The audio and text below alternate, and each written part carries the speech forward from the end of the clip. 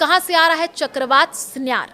देश के इन राज्यों में तूफान और भारी बारिश का अलर्ट जारी कर दिया गया है। नमस्कार, मैं हूं आपके साथ आयुषी गुप्ता।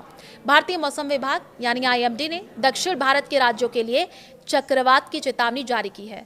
मलक्का स्ट्रेट में गहरा कम दबाव 26 नवंबर तक चक्रवाती तूफान में बदल सकता है। इसके कारण अंडमान, तमिलनाडु, पुडुचेरी, आंध्र प्रदेश और केरल में भारी बारिश, तेज हवाएं चलेंगी। आईएमडी ने लोगों से सतर्क रहने का आग्रह किया है।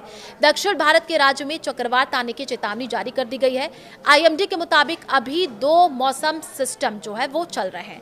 एक मलक्का स्ट्रेट पर गहरा कम दबाव है, दूसरा बंगाल की खाड़ी के दक्षिण पश्चिम और दक्षिण श्रीलंका के पास कम दबाव का इलाका है। इनमें से एक 26 नवंबर तक चक्रवाती तूफान बन सकता है, यानी बारिश और तेज हवाएं आ सकती हैं। आईएमडी ने लोगों से सावधान रहने को कहा है।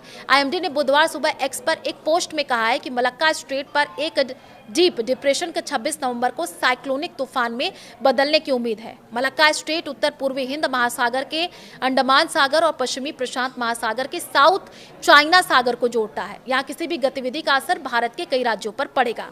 दोनों मौसम सिस्टम की वजह से अंडमान और निकोबार द्वीप समूह, तमिलनाडु के कुछ हिस्से, पुडुचेरी, आंध्र प्रदेश, केरल में बारिश की चेतावनी जारी की गई है। तो साइक्लोन सेन्यार का खतरा बढ़ा है।